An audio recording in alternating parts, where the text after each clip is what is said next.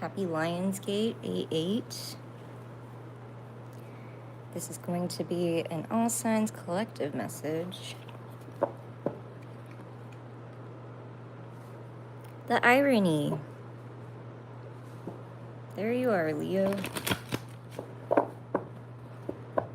Did you guys know that the Strength card was the first card I ever saw or pulled out in a tarot deck? Me and my son have pretty significant Leo placements.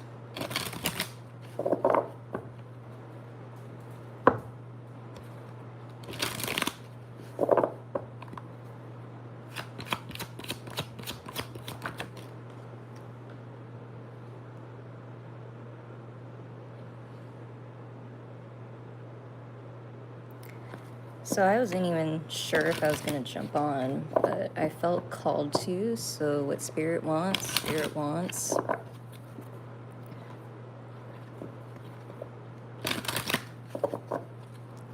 And once again, I felt pulled towards a book.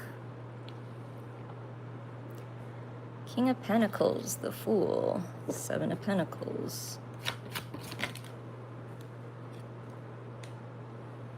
Knight of Wands, Eight of Swords, Six of Swords. Well,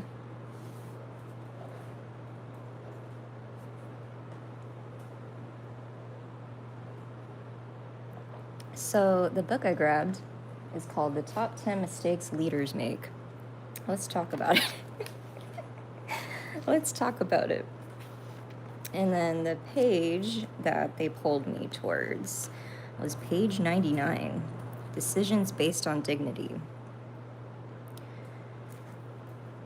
All right, sorry, I'm gonna try to summarize, but maybe not. Where I work, we have developed a number of core values, which help determine our decision-making style. Two of these core values speak specifically to the issue of decision-making and where ideas are going to come from. Individual dignity. We diligently maintain and promote the dignity and worth of each individual within our organization worldwide. People with the proper sense of spiritual and emotional well-being are freed from productive ministry that is committed to goal-oriented planning and team accountability. Corporate creativity. We encourage creative and innovative strategies. Then it has a picture of a triangle and like a graph. It says new structures. There has evolved a new perspective on organizational structure. Trends in business and industry emphasize the flattening of administration, the creation of more fluid and changing teams to meet changing needs, and the embedding of responsibility, accountability, and authority at all levels. New theories of management tend to shy away from organizational charts and job descriptions that represent a top-down structure in which tasks are delegated downward, authority is tightly held, and micromanaging and monitoring of performance is important. A more appropriate model is inverted triangle with an emphasis on supporting and enabling accomplishments. This was quoted by R. Daniel Reeves, Societal Shifts, Ministry Advantage. No idea.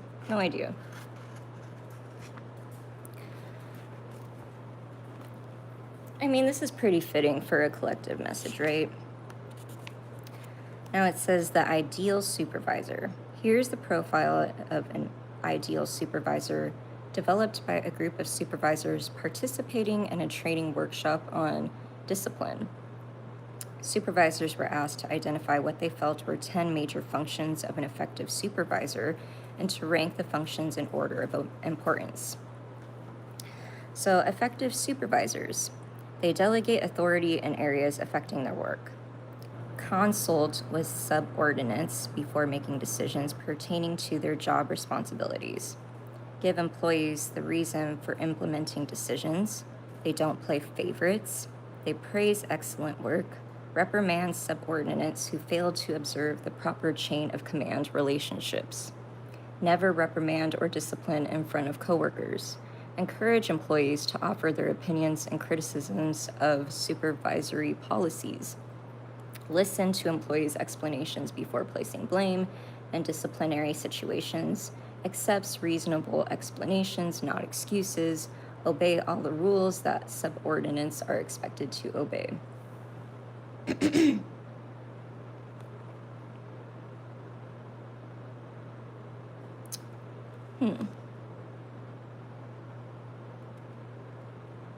So I find this very interesting that Spirit is pulling me towards this kind of message because we're all like kind of pointing the blame at each other. And, you know, if you're in the States, it's red or blue. And everybody knows I'm very for the people in the gray zone. And I don't trust either one personally. But really, what's going on with the astrology is a call for new leadership, calling new leaders forward, the truth tellers, the seers, the healers, the whistleblowers. That's very much happening, except a lot of them, some of them aren't getting enough support, or some of them are in the wrong environment even. Or you could be like me, where you have a Cassandra curse.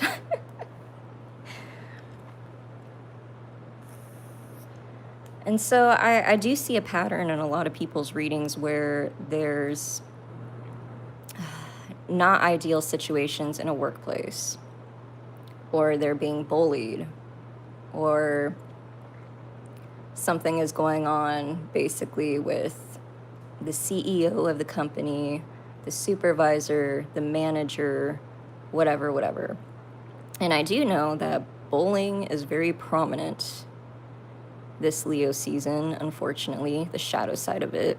And I've definitely been seeing it through my friend groups, workplaces, people's readings, for sure.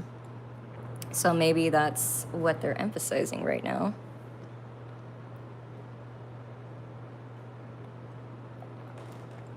Let's continue on because this is kind of interesting. I have no idea where this is leading me. In this person's book, Tom Peters' Liberation Management, he emphasizes this strong new trend toward flat organizations. He has worked with many companies that are thriving in different industries and in different countries, and they all share one general characteristic. They are discarding the bureaucratic can I say that? The hierarchical habits of the 1970s, 80s, and 90s. No longer are successful organizations using hierarchies and rule books to solve their basic problems. The old model was to use books to try to harness hundreds of thousands of erratic, selfish humans with a common purpose and to manage it in a predictable scientific way. But those kind of organizations become buried under their manuals, committees, and have been left behind with their flat, lean rivals. One word of caution, however, on this issue of diplomacy and democracy. Sorry, this is what happens when I do collective messages in the morning, you guys. Don't throw out the baby with the bathwater. I never understood what the heck that meant. An entirely leaderless organization is represented by Chart F, the chaos model of organizational life. Some people today are advocating just such a model, but I think it only works well in some rare applications. In their book, The Starfish and the Spider, The Unstoppable Power of Leaderless Organizations, Ori Braffman and Rod Beckstorm look at how decentralization is changing many organizations. The title metaphor conveys the core concept. Though a starfish and a spider have similar shapes, their internal structure is dramatically different. A decapitated spider inevitably dies, while a starfish can regenerate itself from a single amputated leg. In the same way, decentralization of organizations like the internet, the Apache Indian tribe, and the Alcoholics Anonymous are made up of many smaller units capable of operating, growing, and multiplying independently of each other. making it very difficult for a rival forced to control or defeat them. I like that. I like that. And you guys know that I'm an Aquarius sun, so I kind of be a rebel towards authority. I'm very innovative and visionary, and I always experience backlash and pushback from bosses, managers, supervisors, and it's just kind of a thing in my life, and I'm meant to call it out. So I find this kind of hilarious. Leaders should lead, not just implement consciences. True. When no one is in charge, chaos ensues. True. I firmly believe in the need for a single person to be in charge of each team in an organization as opposed to a committee. Let's look at that concept next. So I'm not saying this is directed to one singular person, political or whatever. This is a collective issue. Otherwise, this would not be a collective message, right? It says dictators don't lead teams. The alternative to dictatorship and decision-making is team leadership. We have not heard a lot about the team concept in the last couple of years. In our own organization, there is a strong movement among our field leadership staff to move towards a team emphasis. If I have heard the word team once from the fresh young recruits, I haven't heard it 1,000 times. The desire to work in a team environment goes hand in glove with the trend away from hierarchical, top-down organizations styles. Webster defines team as a number of persons associated together in work or activity, a number of persons selected to contend one side in a match, a group of workmen each completing one set of operations. The word originated from the idea of a group of animals working together, as in 2 or more horses, oxen, or other draft animals harnessed to the same vehicle or plow. In our day, we think of sports teams. Interesting. And then there's a quote on the side that says, the leaders who work more effectively, it seems to me, never say I. They don't think I, they think we. They think team. They understand their job is to make the team function. They accept their responsibility and don't overstep or sidestep, but we gets the credit. There is an identification, very often quite unconscious, while the task ends with the group. This is what creates trust and what enables you to get the task done. Peter F. Drucker, Managing the Nonprofit Organization Principles and Practices. Interesting. Interesting.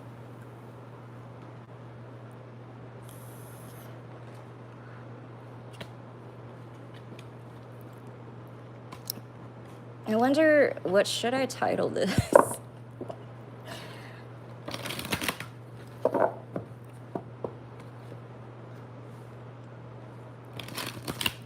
Man, I've been getting that card for a long time, you guys. And I'm gonna be honest. I feel like the energy is still playing out for a while, at least for me. There's a karmic rebalance going on. Queen of Wands.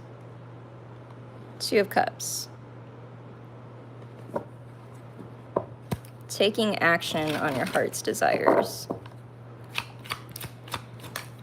And, you know, I used to bring this up a lot, but I haven't as much anymore. But those that have been on my Instagram, people, I used to say, really the core issue that we see, that we all complain about, that we're all each affected by, is leadership in the home and leadership within ourselves.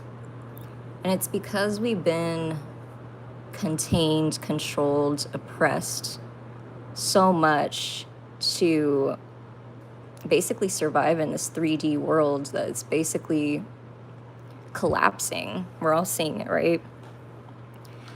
And we feel like we can't. We feel like we can't do Queen of Wands. And it's heartbreaking. So we do what we can do. the call is actually to align with other people that feel like the Two of Cups. Commonality. That's another word they were giving me.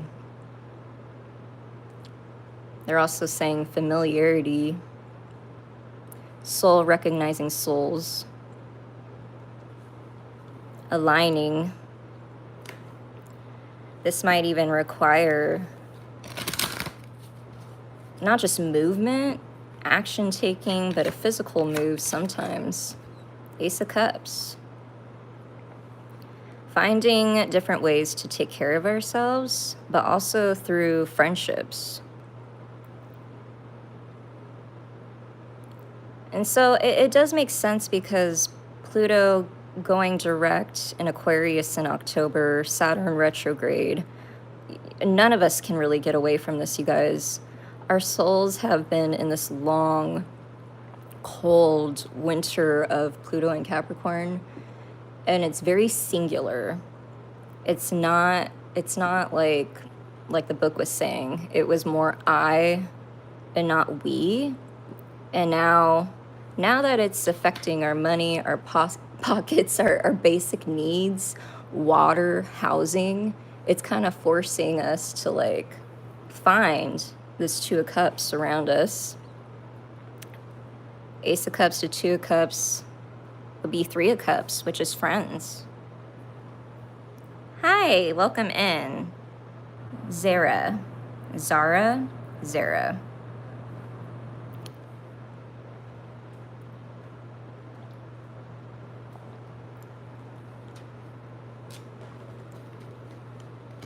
One of my friends gave me a crystal, and I don't know why, but it's making me think of the Queen of Wands, because she said that it's for spicy creativity. I don't even know if she told me the name, but I was like, okay. Okay. So what is being exposed at this time, you cannot unsee.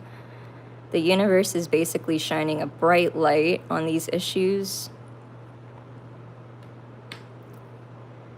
And you know, to be honest, I don't know if a lot of people are... Look at that King of Cups.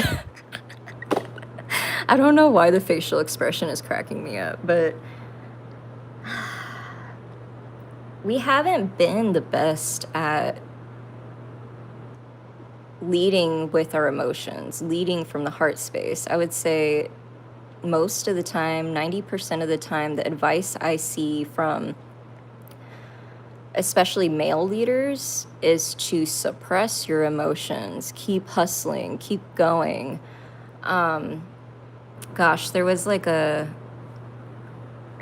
book by like a famous influencer that's like had successful businesses, but I don't think like his mindset is spiritually well, to be honest. But my oldest son's dad, he quotes him a lot. And it's something along the lines of embrace the suck. Gosh, what was that book?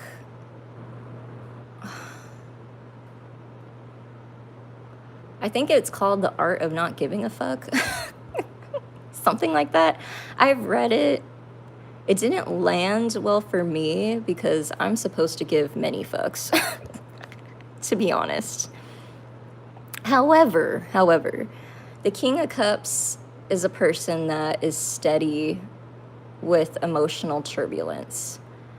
And, you know, me and my oldest son's dad were great co-parents, but we don't see 100% on everything and the way we go about things, which is totally fine because me and him are totally supposed to be a mirror to each other. He's totally karmic to me. And let me just say that karmic connections are not bad. It just means that there's things that need to be worked out. And if you have the consciousness and self-awareness and capacity to handle that and deal with it, I say do it.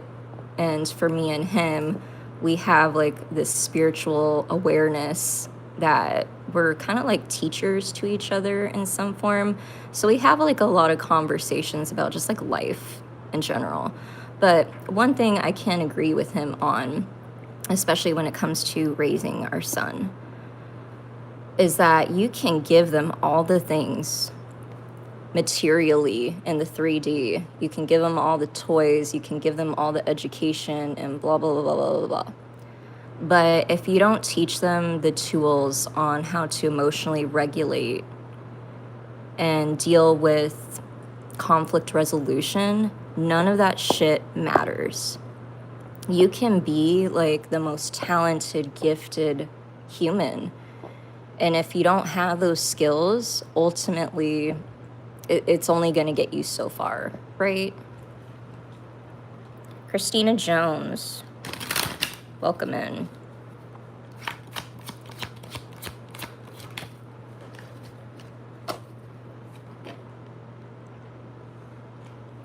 Yeah, emotional blockages. The Hermit, Nine of Pentacles. I know that the States, I'm not sure if it's the world, but I would say most of my psychic friends say that the United States is a life path 9.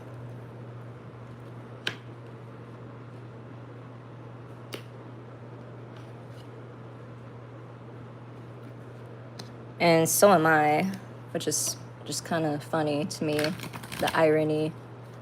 Coincidentally not. The life path of freedom.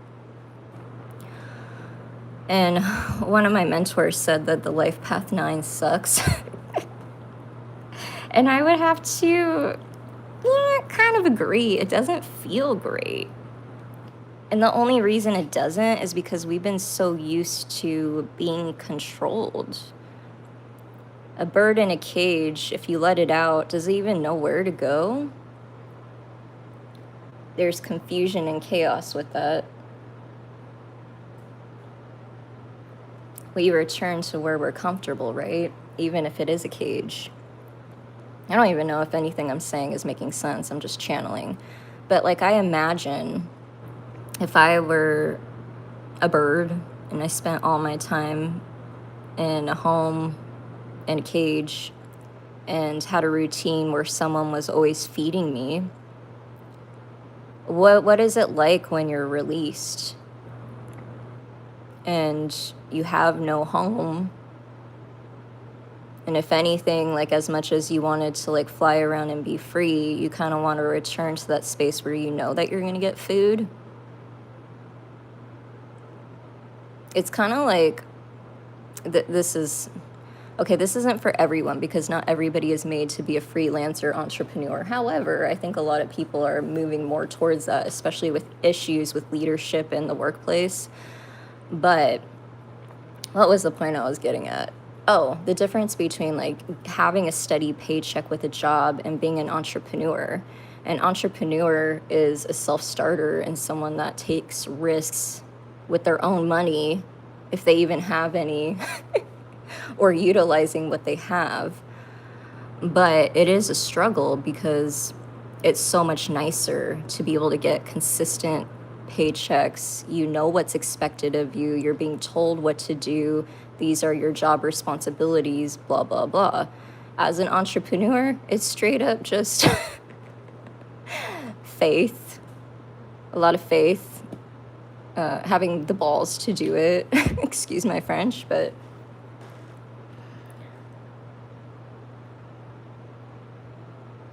is that making sense?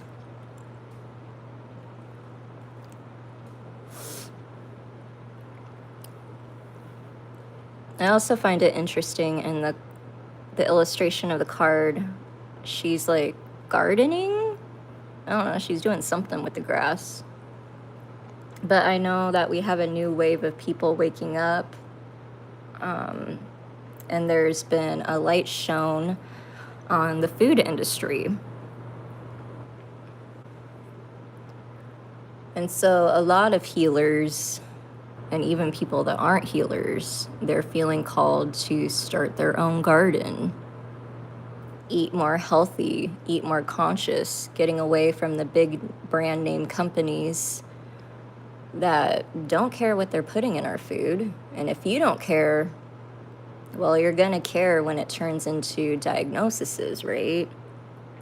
And then I could go down the rabbit hole of that forever, because these days anybody can be diagnosed with anything. No shame, no shame.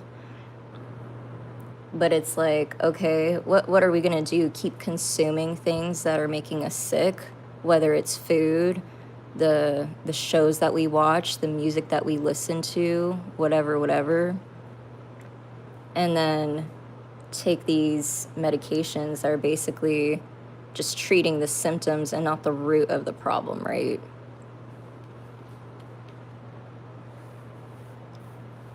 Christina Jones, welcome in. What else do they want to say today? We were already on that page. Is there anything more?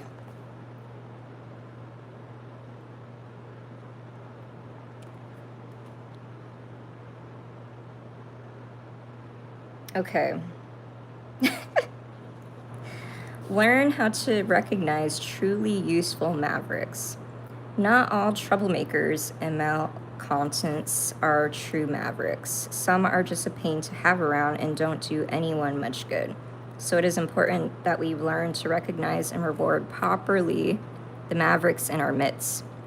Legitimate mavericks who can bring you into the future care not just for their own ideas, but for the goals of the organization, are making a difference in their present position, are willing to earn the right to be heard, are influencing others and producing good results. How to encourage the true mavericks who can help you. Give them a long tether. They need space to soar. What? Why are they showing me Top Gun? Wasn't there like one of them that was named Maverick or something like that? If anybody knows what the heck I'm talking about, talk about it in the comments. Put them in charge of something they can really own. Listen to their ideas and give them time to grow. Let them work on their own if they wish. Leave them alone and give them time to blossom. How to stifle the mavericks in your midst. Create as many layers of management as possible for decision making. Keep looking over their shoulders. Make your policy manual as thick as possible. Send everything to committees for deliberation. Make them wait. So I guess maybe that can show you if you're a maverick in a situation and if that's happening to you. Let me state this one last time. Go for the mavericks. Recruit them, nurture them, mentor them, for they bring us the future. Organizations change of necessity and for a variety of reasons, but the single biggest impetus of change in an organization tends to be a new leader in a key job, someone with a fresh perspective who sees that the status quo is unacceptable. Damn straight. Quick tips for leaders on the go.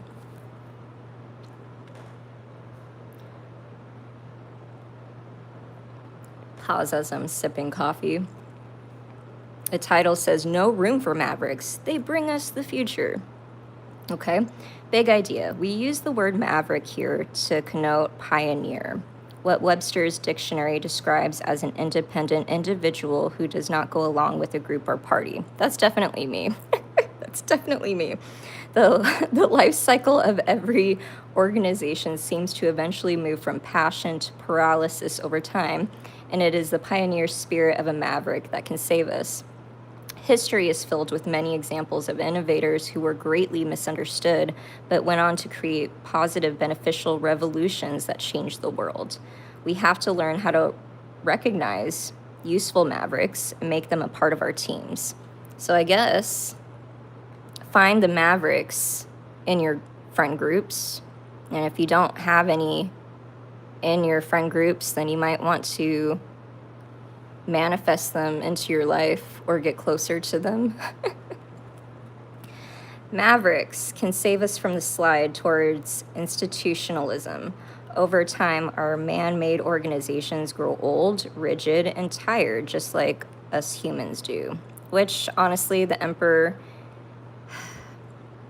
sometimes he's upside down when I give a collective message, but this time he's right side up. which the Emperor, he can be kind of rigid and controlling on the shadow side. That's when he's reversed. When he's upright, he makes good decisions for all, right? Usually a leader of a family or a group in some kind of form or fashion, Aries energy.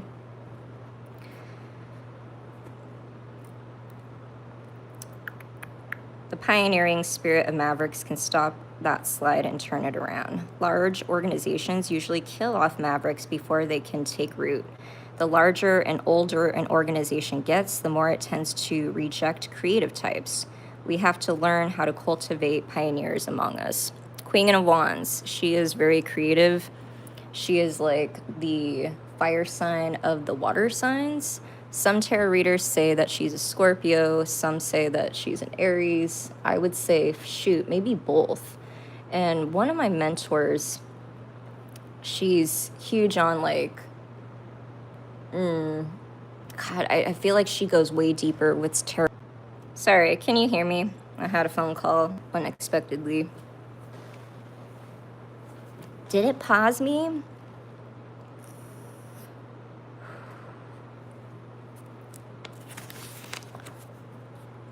Mavericks make messes by their very nature. The good messes institutions need. Institutions become too organized for their own good and thus have a hard time accepting this disruption that change agents bring. These are the good messes we need to give ourselves a rebirth at middle age. Learn to recognize truly useful mavericks. Some people just love to complain, but there are useful mavericks who do not just cause trouble, but rather truly want to make a difference. We need to create space and organizations for these beneficial mavericks to flourish. So, I hate to like keep using the book as a collective message, but it just like keeps getting better and lines up so nicely with what the cards are saying. It says dictatorship and decision making, getting beyond I know all the answers. So how do you know that you're dealing with dictatorship in the situation or workplace or whatever you're experiencing? This is how you'll know. Dictators deny the value of individuals. The major players in any organization are like its stockholders. They should have a say in its direction. The one who does the job should decide how it is done. Flat organizations are the model of the future. That's how you know that you're dealing with dictatorship. Dictatorships have their advantages. The author of the book spent most of the 1980s working in communist Eastern Europe, observing firsthand countries such as Romania, East Germany, and Russia that are run by dictators. Don't cancel me. Life was quiet and unpredictable back then, especially when compared to the economic and political chaos that characterizes these same nations today. For all decades, all was calm and quiet in Eastern Europe, from Yugoslavia all the way to the eastern reaches of the Soviet Empire, bordering the Pacific, quiet, calm, and oppressed. Dictatorships like that, they take the fun out of life and break the human spirit that longs to soar with achievement. Gross. I can't begin to describe the dejected look of oppression I saw in the eyes of the common workers in Eastern Europe in those years. Crossing the borders in those days from Western Europe and the East was like going from color TV to black and white. The gleam of joy and fierce eyes of competition were rarely seen in whole generations that grew up in those times. Wow. That's fascinating, you guys. Very fascinating.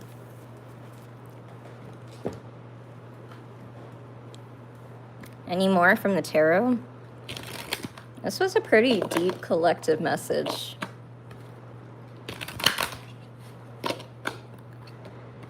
And like honestly, when I do these lives for the collective, I would say a lot of them like aren't on the live stream. And then I have a lot of wallflowers, people that observe and listen more than they chat, which is totally fine, because maybe that's what's supposed to happen. But I find that the views go up as time goes on. Like, it's not the same as doing all signs tarot readings, the person on your mind, right? I would say that's the most flooded tarot algorithm.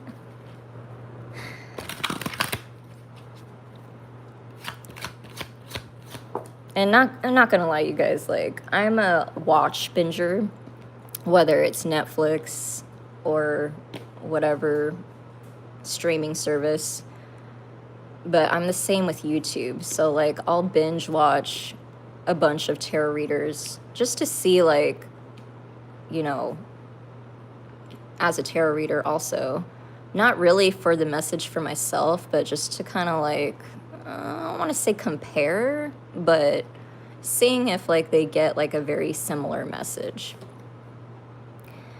And man, it gets like so repetitive, and I'm concerned, honestly, for the collective's mental health, because I could see like how someone that is not strong in their intuition and discernment, and you're basically looking outside for answers, and then you go on YouTube TV and watch a tarot reader and they tell you that so and so feels a certain way and you don't like that message, and then you make big decisions on your life based on that, and you're like, yes, confirmation, validation.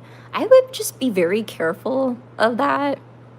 And I know everybody likes free, but in-depth personal readings are very important because there's so many people in the world, and these tarot readings are storylines of a very big group, you know, a big group of Aquariuses, and all that message might resonate to every Aquarius in some form or fashion, but the details do frickin' matter. They do matter. You have no idea, like for example, I have like a few Aquarius significant placements in my life, and we do have very similar storylines, but there are details in each of our lives that change the game and the way we move and the choices that we make and what's aligned and right for us. Does that make sense?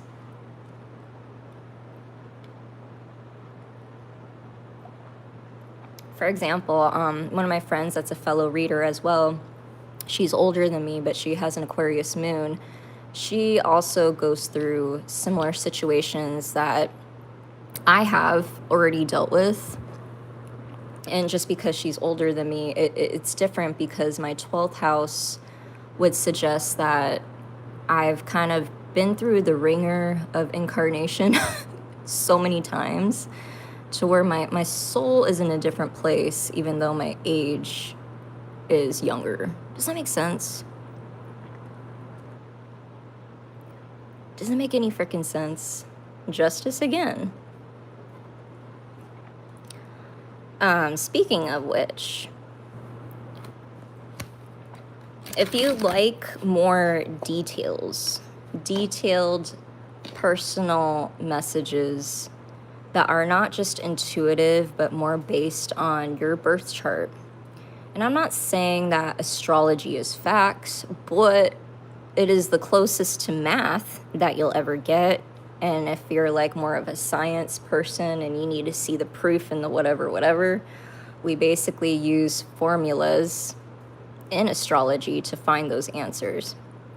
Now, with that being said, my good friend Miriam, who I'm a diehard for her astrology formulas, she has created the Signature of Us series, and they're basically scans, very similar to where you plug in your information on AstroSeek or astro.com to look at what's going on with your birth chart, but in a more detailed, oriented way. Go check those out. There's one tier where it's just about you, and I love that one because it's talking about the person that you haven't met yet, the version of you that's the most aligned, the most evolved. And we'd all love that, right? Why not? We want to be the best version of ourselves.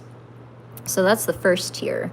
The other one is more based on love, because what is life without love? But a lot of people, they watch tarot readings for their issues with love relationships, right? I mean, you're usually not watching tarot unless you got a problem. Let's be honest. And relationships, honestly, there's not one that doesn't have a problem. And so, at the least, she can show you if you're in a twin flame connection, karmic connection, and soulmate connection. And the guidance on how to navigate that, obviously you have your own free will. I know there's a lot of people that don't believe in twin flames, and I'm always very careful about bringing that up in general because I don't want to promote any kind of like toxic connections, situationships, or relationships, whatever. But they do tend to be codependent. And the reason of that is because it's supposed to mirror you things that you need to heal within yourself. And most of the time, we're not always aligning at the same rate. And so what happens is you'll kind of bounce off that mirror and one person will go in another direction to go heal themselves, or not, but it's the free will of choice. But you tend to kind of feel attached to each other's energy all the time. It's very rare for twin flames to ever be in union, but apparently it has happened. But it takes extreme self-awareness, and it doesn't make you stronger or weaker if you can or you can't. It's just, it kind of is what it is. And then, I don't know, there's got to be like a better way to explain karmic connections and relationships. Because like I said, I know for a fact that my oldest son's dad and I were very karmic. And it wasn't until she gave me the scan for me and him to where it made so much more sense of why things played out the way they did. And me and him, we started as friends in high school before we even got together. And I always had like this deep knowing that we had like some kind of spiritual bond or whatever. But I also knew at a very young age when we were together that, I don't know, just that we would not stay together for whatever reason. And it wasn't until she gave me that scan to where I could see in our charts where we were supposed to separate for each other's evolvement. And we're kind of like witnesses to each other's experiences. He's a great witness to my life, to be honest. Everybody knows it. You put us both in a room and you can kind of just feel the connection of our energy, to be honest. So like I said, karmic relationships are not bad, but there's been like so many things that we've had to work through together, even if we weren't together, just as a connection. Does it make sense?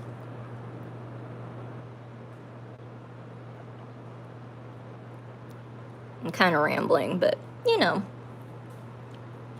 it's saying do the work. Do the work. And like, when I started my coaching program, everybody started using shadow work as like just this mainstream term. And then it got to the point where it kind of felt like spiritual bypassing in a sense. And I'm not saying that you can't do shadow work with a therapist or that therapy isn't important or whatever, but I do find that people don't understand that we all have blind spots and subconscious behaviors, and having like a mentor, a coach, a counselor, or a therapist that you can kind of work that out with is very important. But you also got to find the right person for you. Just because someone is certified doesn't mean that they're an expert on your life. They could just be a witness to kind of help you through, but just have discernment in that. Because man, I grew up with a person that ended up being a child therapist, and let me just say, there are things that she does in her own life that I don't agree with, and it kind of floors me that she that she's certified to handle emotional and psychological problems. No offense, but it's like, That's why therapists also have their own therapists, right? And coaches and mentors also need their own coaches and mentors.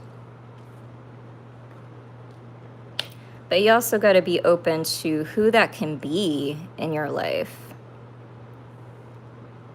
Like, it could just be a stranger that walks by.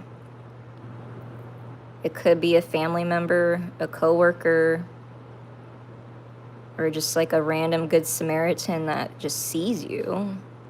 I've had that happen to me many times. Many times. Okay, so looking at options on how you can manifest. 7 of Cups. 777 keeps coming out, man. 7 of Pentacles.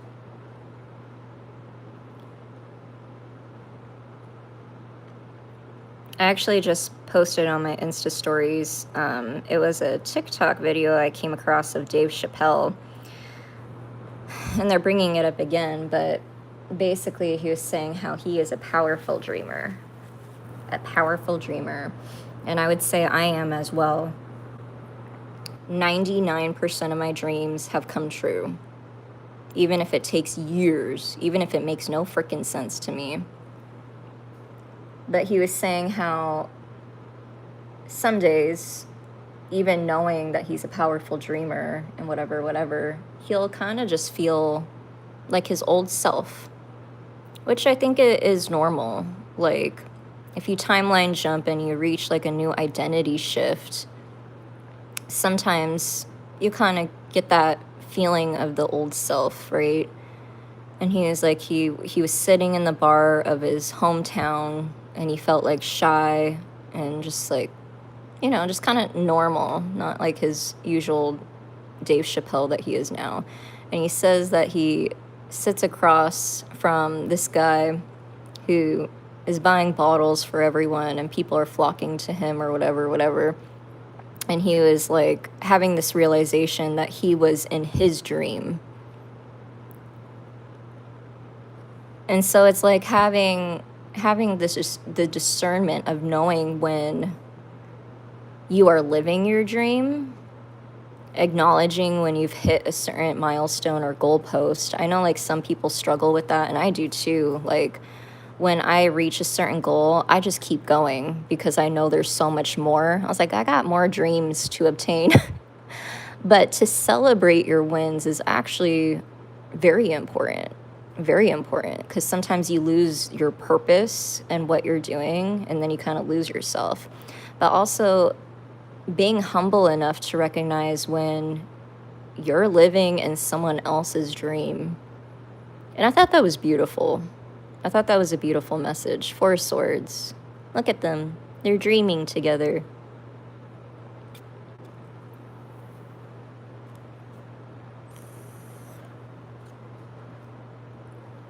A dream is a wish your heart makes when you're fast asleep. Man, that keeps coming out for me. Cinderella. I'm sorry, it's my Mercury in Pisces. 3 of Cups. Okay, now they're giving me the message of the fates, which is interesting because a lot of people don't even know that they're struggling with their own fate. Man, I've written so much poetry about this. Low-key went through an existential crisis when I saw my... Some people aren't even aware of it, but... I always quote Carl Jung, as you know, fellow INFJ. And he says something like, until you make the unconscious conscious, it will drive your life and you will call it fate. And it's almost like going through these cycles and loops, and then you hit a brick wall and you're like, man, that's just my life. That's just fate. And maybe you wouldn't use the, oh, booby. Maybe you wouldn't use those words, but that's usually what it is, right? It's like that feeling of like, oh my gosh, this again, this is the way it's always gonna be. And I have to argue, no. Gosh, I wish Polly was here because he said something on a poetry post and he commented something that I always forget how he worded it, but gosh, it was so good because in some form or fashion, if you're self-aware enough, you can control your own destiny. Now they're showing me Hercules. Gosh,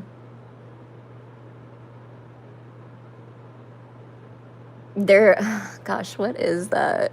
You know how he like goes through this process where he's a demigod and he's just like this scrawny guy, but he also has like incredible strength, but no one takes him seriously because he just looks like another human.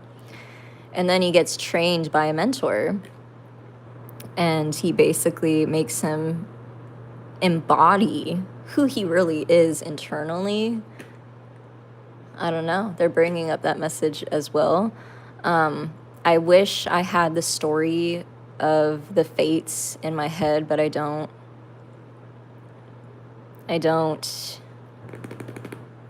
But maybe look up that Greek mythology story and kind of see how that storyline might be playing out in your life in some form. I find it interesting that they're all pouring into one pot, which is very Three of Cups, friends helping friends. And maybe each friend has a different role. They're not all doing the same thing, right? But, I mean, they look like they are, but you don't really know what's in each canister, vase, whatever. But they're trusting each other to mix up the ingredients of whatever. I'm channeling, so I have no idea what I'm saying. But that's kind of the energy that it's giving me. To reach the 10 of Pentacles. Ace of Swords. So if you're feeling exhausted, Nine of Wands, you feel like you're reaching your peak's end, Justice is here to balance out the scales. Hi, Grace.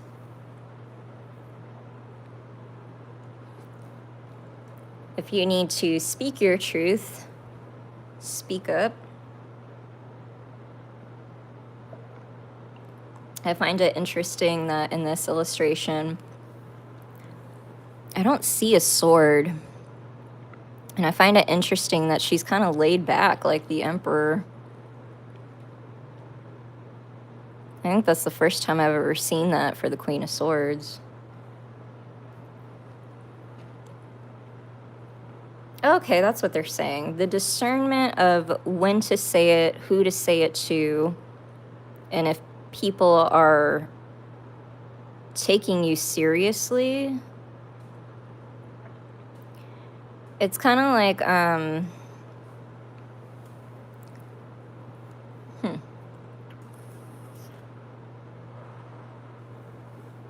It's kind of like a person that knows the knowledge, but knows that certain environments are not going to take it or hear it.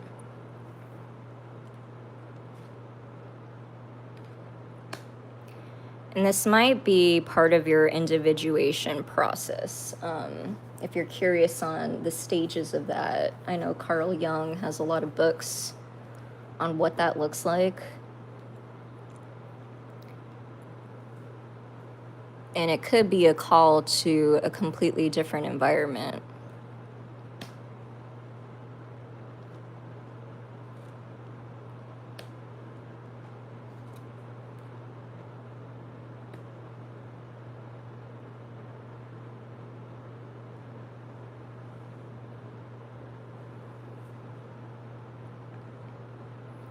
Now they're bringing up Chiron and Taurus, which is very much the Empress. Knowing your worth, what is worth it.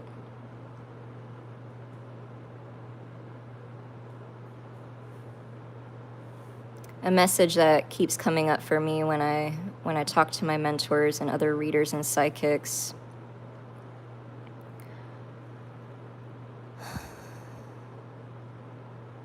Oh, okay, I just lost it. Welcome to channeling. Oh, the greatest gift you can give anyone is time.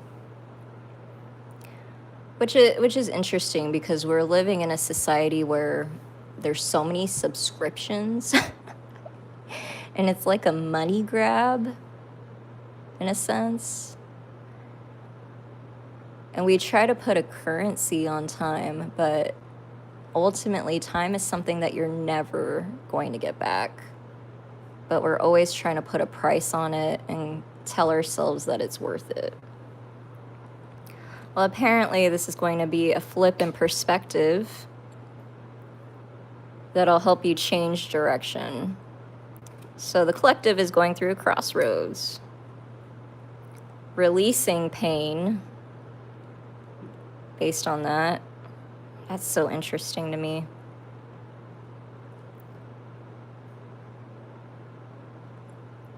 Gosh. Okay, I don't want to get religious, but I don't know if anyone's watched The Passion of the Christ, but that's the image that they were giving me, is when Jesus is kind of walking through and Mother Mary is watching him. I don't know why, but it's reminding me of that scene. Y'all know I'm not super religious, but I did come from a Catholic background. And most of them are very against this. 7 of Wands. But I have to show what they're giving me. And you know,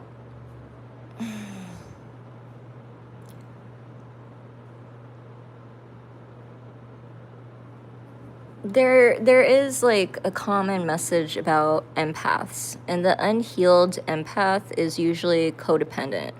They're overgiving and they don't even realize that they're doing it sometimes because it's in their nature to do so, and then they're left depleted.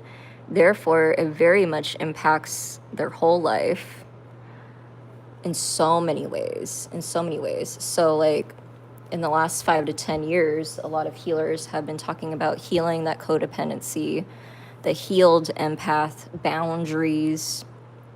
And then we have like another group where people are saying that people are misusing the term boundaries and instead using it as an ultimatum, which I could agree with that. Just because you like learn about boundaries and you read about it, it's completely different when you work it and you implement it, because you're basically rewiring your nervous system. Like, I can't tell you how many times where my body just shakes when I'm putting a boundary with someone, because my nervous system is like, this feels different. This is different. It's like my cells regenerating to rewrite my system. Does that make any freaking sense? Anyway, we're about an hour in, and I feel like I'm just rambling at this point. But anyway, I hope that was helpful for you. Hope you have a good manifesting portal on Lionsgate 88. I'm still thinking about what stories to share about my experiences of the Lionsgate, but it is like a strong portal. It doesn't mean like, if you don't feel called to like do rituals today or whatever, I just say honor the position that you're in right now. If you need to take a nap, go for it. If you feel a fire burning in you and you want to push something forward, do it. But Don't think that you have to just because it's 8-8. Makes sense? But anyway, if you're in need of a personal reading, go ahead and check out my links. But I hope you guys have a good day. Until next time, see ya.